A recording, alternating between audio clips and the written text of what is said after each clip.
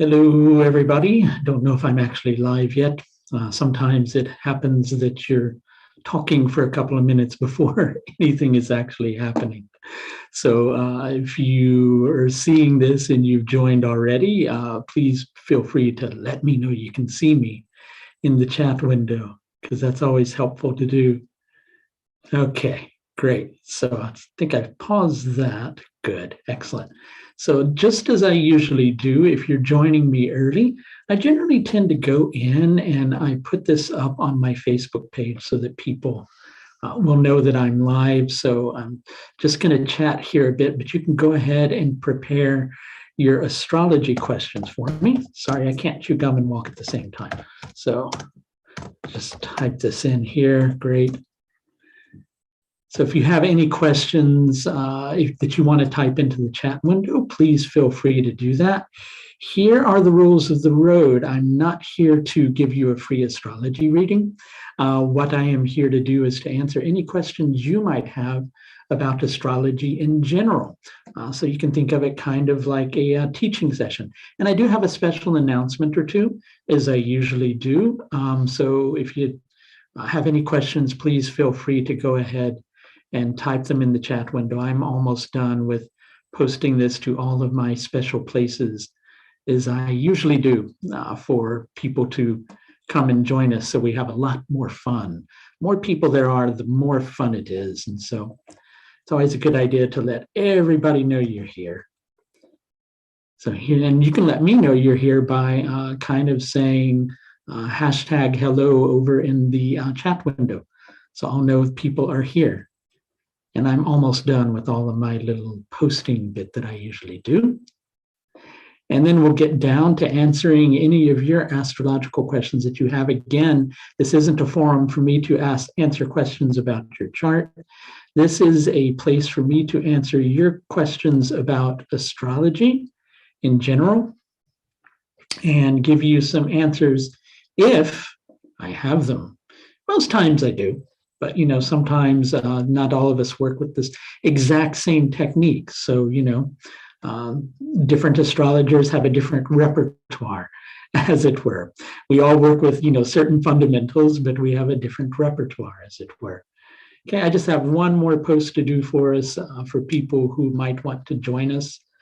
And then after that's done, we've got it all done and complete. And just go over and type this on YouTube. Let's see if anybody's left their questions. Okay, good. Somebody has already left a question. More people can leave a question should they choose. Feel free to just ask away. And I just have to type one more thing here, and we've got it all done, and we're finished. Great. That's all taken care of. And let's see how quickly people start kind of coming over here. Bear with me. So far I see one person as being here. Hello, Sabari.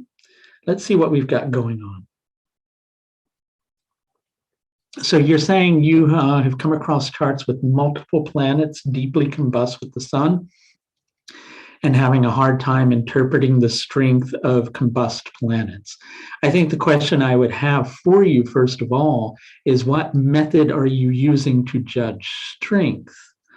Because there's so many different strength judgment methods that a person can use. So if you want to type that in the window and let me know where you're coming from with the strength judgment concepts, then I can try to give you a little bit of a clear answer.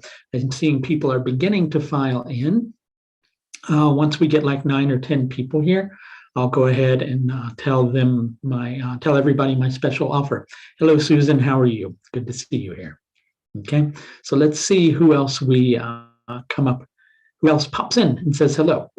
Okay, so here's a good thing to understand about combust planets in general is that we're going to play make-believe here for a moment, right? So we're going to make believe that this is the Earth, right? Or actually, we'll make believe. We really have to stretch our imagination. This is the Earth, and this is the sun. And this pen that you see behind my glasses case, That's the planet that's combust. Its rays can't get to the Earth. And so that's actually what's going on with combust planets. They're behind the sun. And so the rays from those planets don't reach the Earth. And it's like knowing something's there, but not really being able to connect with it. Hello, Andrew. Good to see you here. So once we get like 9 or 10 people here, I have a special announcement. I don't really want to go into the special announcement until there's a good amount of people here. If anybody has any astrology-related questions, it's a good time to place them in the chat window.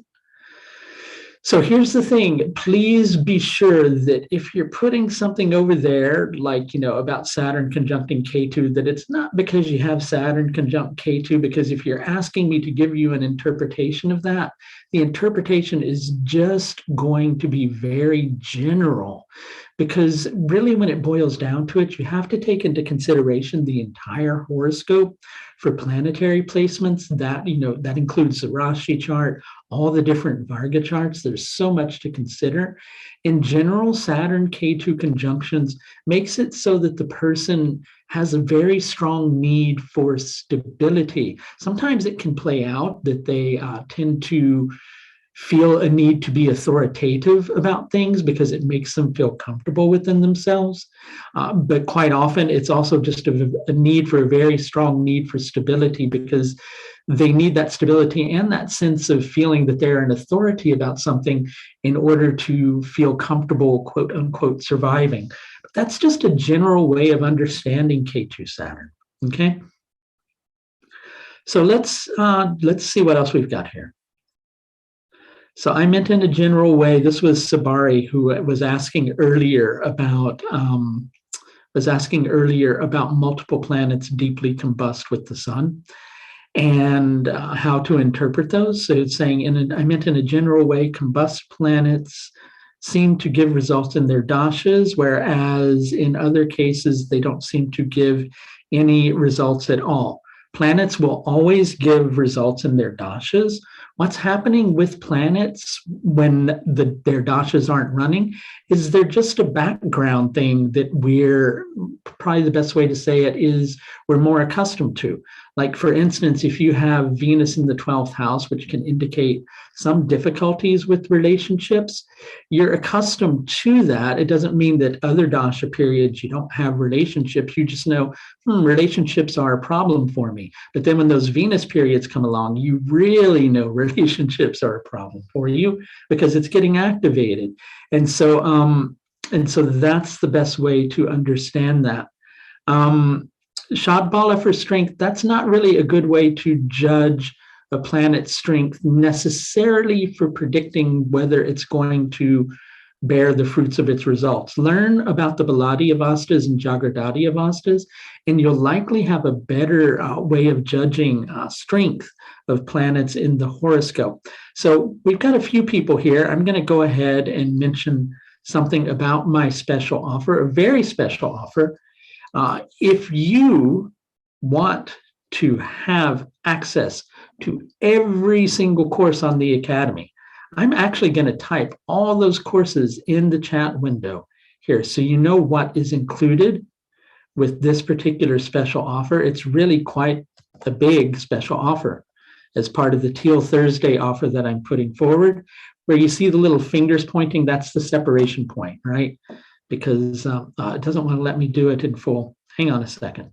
All right, that didn't work because it was too much. Okay, let's see if I can get rid of that.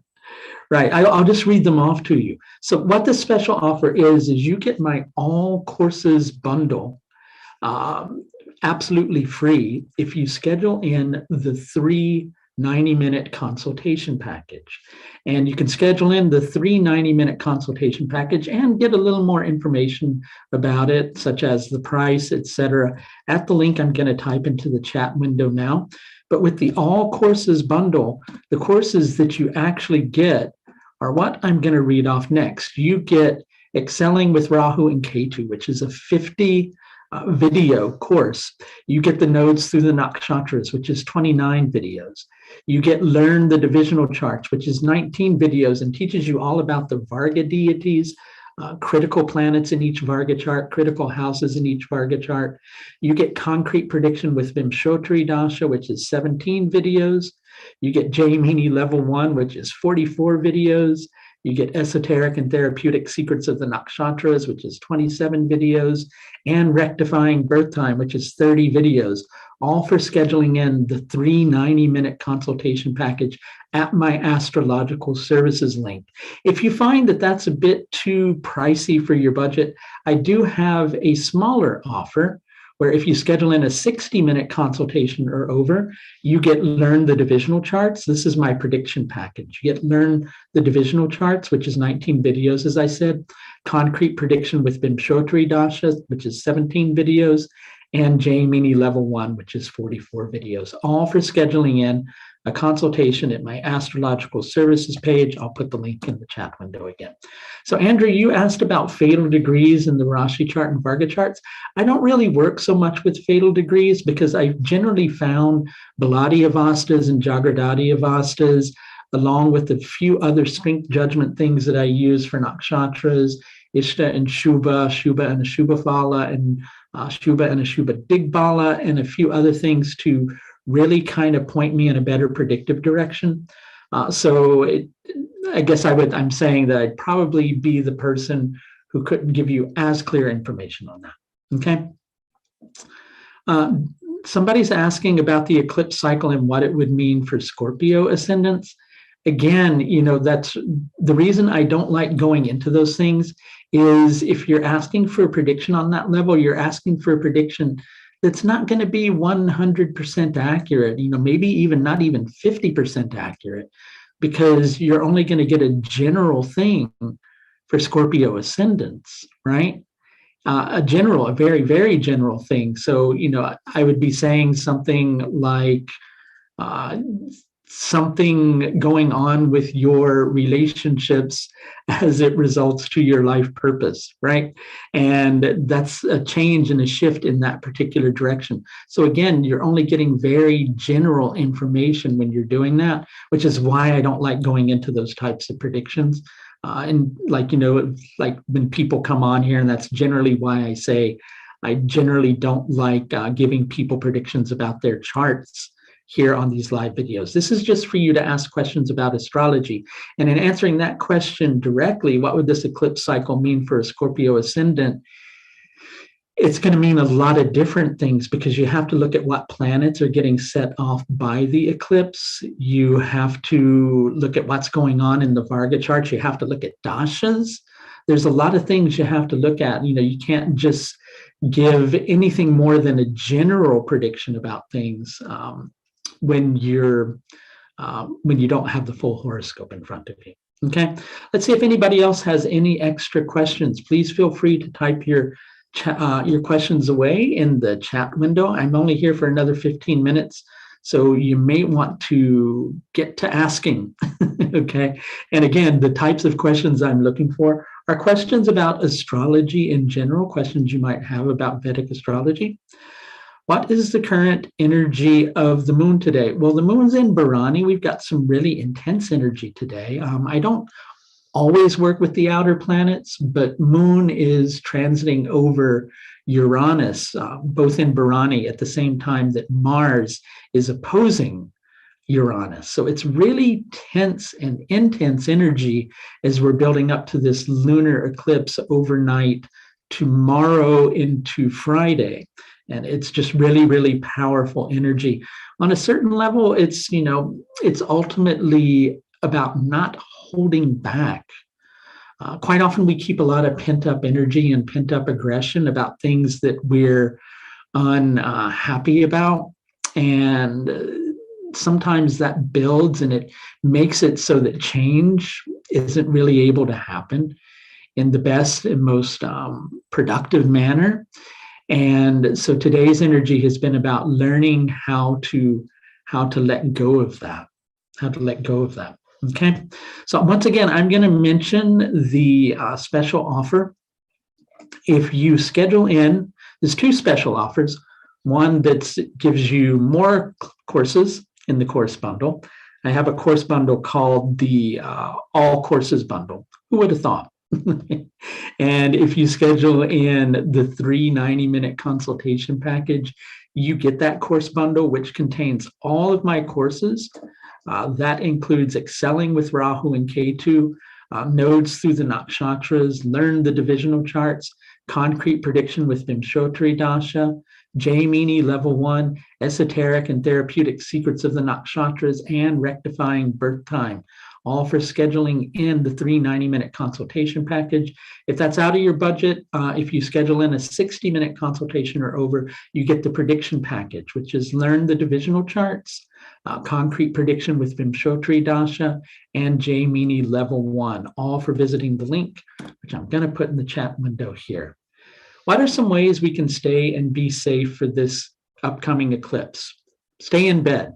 No, I'm only kidding. Eclipses, people often fear eclipses. I'm of the mindset, even with the most tense alignments, it's best to be respectful of the alignment, but not necessarily fear it, because if you recognize with each and every astrological alignment, you're being given an opportunity for change and an opportunity for growth. It's not about fearing it. It's about looking at what it's trying to bring into your life, ultimately for your own benefit, right? Let's see if there's any other questions up here in the chat window. Everybody's being quiet tonight. I don't know if you were expecting me to just come on and blab. I blab anyway, but it's nice to have your questions. So feel free to, to ask away, right?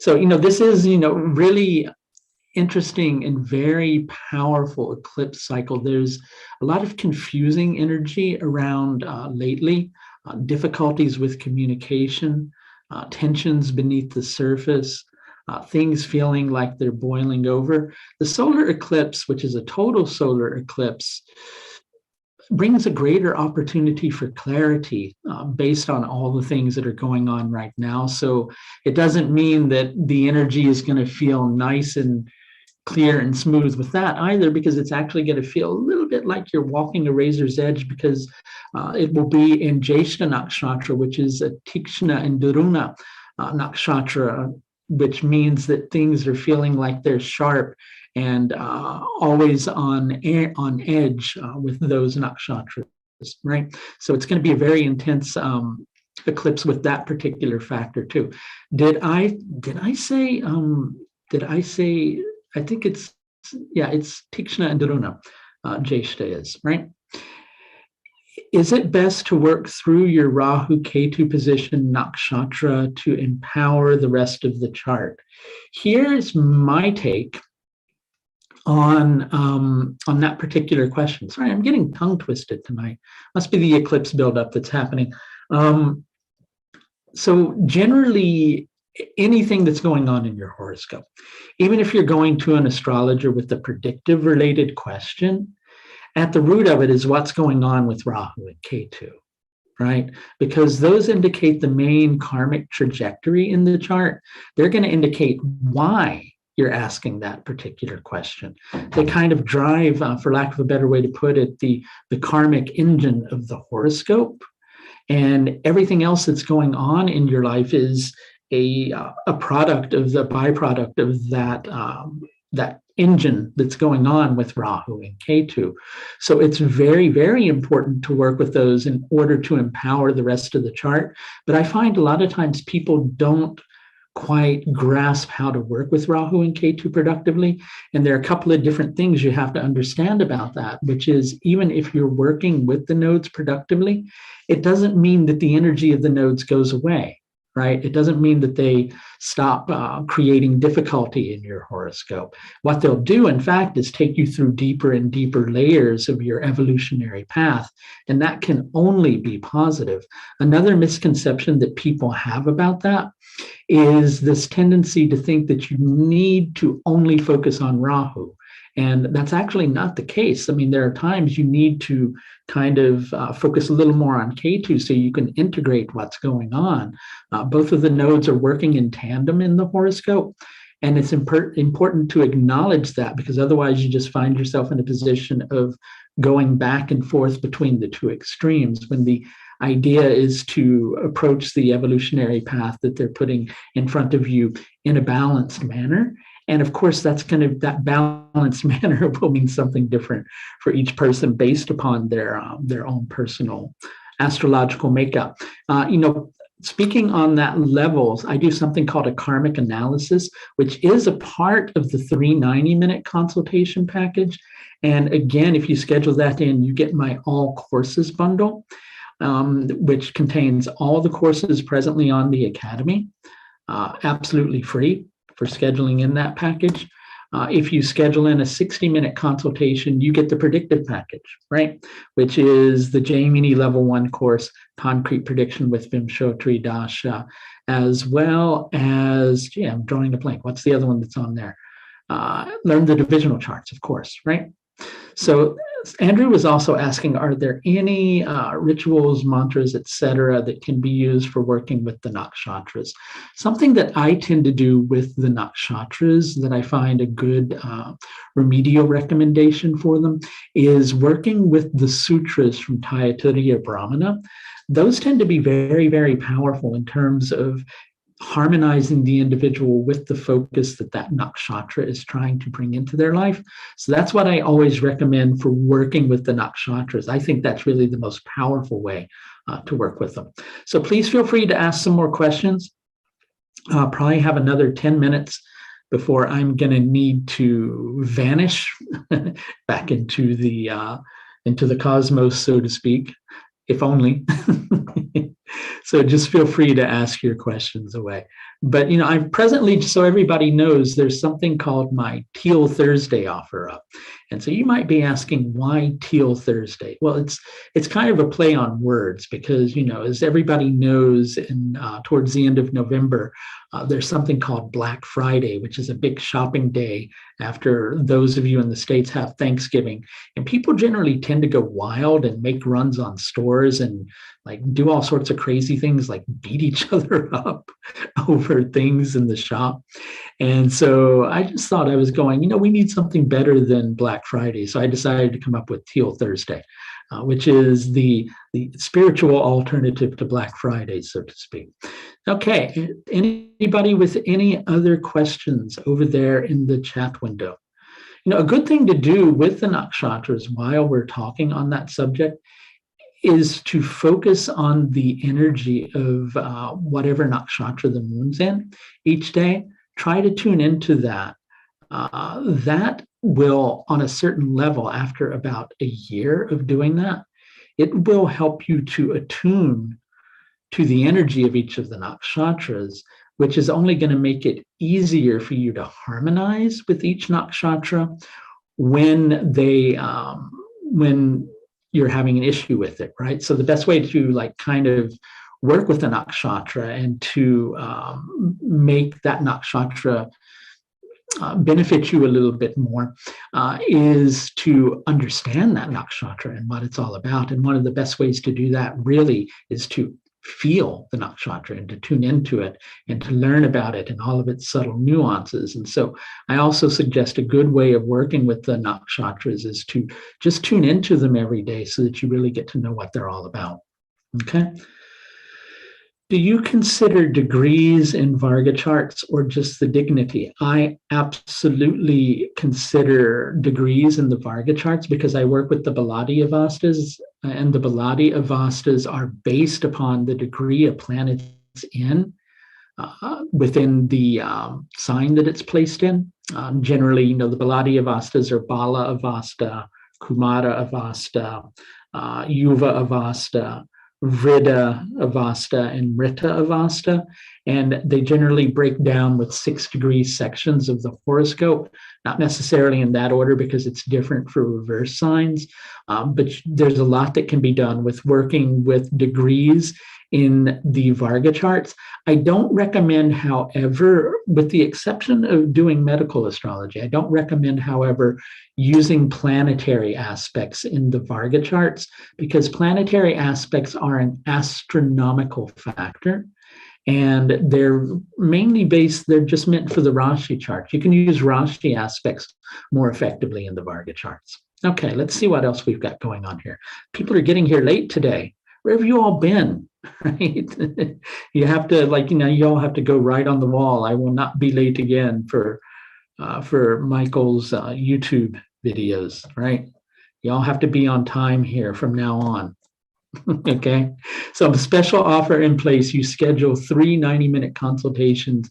You get all courses on the Academy. If you schedule a 60-minute consultation, you get my predictive package, which has Learn the Divisional Charts, Jaimini Level 1, as well as containing concrete prediction with Vimshottri Dasha. Do you find the Tithi of the moon useful in chart readings? I find every element of the Panchangam to be very meaningful in terms of chart interpretation.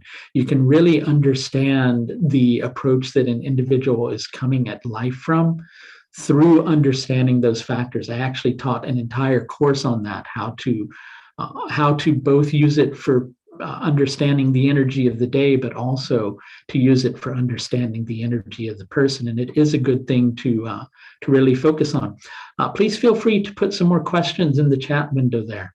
Somebody's asking, what are some of the ways a person can see an immoral character in the chart? Well, there are a few yogas, but you have to really know how to qualify them correctly. There's a particular yoga. I'm going to see, hang on a second. I'm trying to remember precisely what it is called, and I kind of forgot. I forget the names of them. I remember the actual yogas itself. It's kind of escaping me. But it's called Kapata Yoga, which is when you have a cruel planet in the fourth, and the fourth lord being under cruel influence or hemmed by malefics. It can make a person hypocritical. But sometimes it doesn't always mean that the person's immoral. It generally means that people see the person as somebody that they're not, or they don't see the person as they truly are, but it can be kind of flipped somewhat, which means that the person can actually be a decent moral person, but everybody sees them as immoral. And I've seen that play out in a few horoscopes as well. Okay. Let's see if anybody else has any questions. Please feel free to put them in the chat window. If you do, we'll go maybe another 7 or 8 minutes while we have that little break in between. I generally tend to use it for blatant self-promotion. So if you want me to shut up, then you have to put some questions in the chat window. Okay. So generally that link I just put in the chat window. If you schedule in the 3 90-minute consultation, you get all of my courses, Excelling with Rahu and Ketu, Nodes through the Nakshatras, Learn the Divisional Charts, Concrete Prediction with Vimshottri Dasha, Jaimini Level 1, Esoteric and Therapeutic Secrets of the Nakshatras, Rectifying Birth Time. You get all of those for scheduling in 3 90-minute consultations. If you just want to schedule in a 60-minute consultation, you get Learn the Divisional Charts, Concrete Prediction with Vimshottri Dasha, and Jaimini Level 1. Let's see if anybody else has any other questions going on that they want to put in the chat window. There's several people here, but everybody is being really, really quiet today. Not like yesterday's crew who was like, blabbing tons and tons of questions here and there. Let's see if I missed any questions. I'm going to scroll up, but somebody put a question for me in the chat window there, so I can answer it for everybody. I'm just quiet while I'm reading things that you've all put here, right? So here's another way to understand combust planets, Savari, kind of going into it a little bit further while other people are putting questions in the chat window, is generally it's almost like you can't access that planet, or sometimes it feels like you have an allergy to that planet. You try to make it work for you, and regardless of what you try to do, it's really hard to do. Things that can make that a little bit easier. It's actually interesting that you mentioned Shadbala, because if the planet has good, strong Digbala, it can alleviate that a little bit. So it's not necessarily a bad thing to look at in association with it. All right, well, I'm going to stop because it's a bit quiet tonight. And I'm going to, once again, put that link in the chat window if you want to schedule in a consultation and get a free course bundle. 60-minute consultation will get you the predictive package. Three 90-minute consultation package will get you all of my courses. Let's see. So if somebody did ask a question, as an astrologer, if you would see something is going to happen, like heartbreak from love, etc., to someone you love, would you try to hinder it as much as you could? Something I have learned from being both an astrologer and a father is if there's something that's karmically there, it's not so much that you can make it go away, really, right? All you can do is understand that that's going to be there, try to, be aware of it, try to help as much as you possibly can. But each individual has their own karma that they're here to work through. And sometimes trying to influence that in the wrong way doesn't empower the person, right? Sometimes the best way to deal with it is to recognize that's something they have to work through, but be there as a support for them. And that's the answer I would give to that. I forgot to enter the link in the chat window, but there it is. Okay.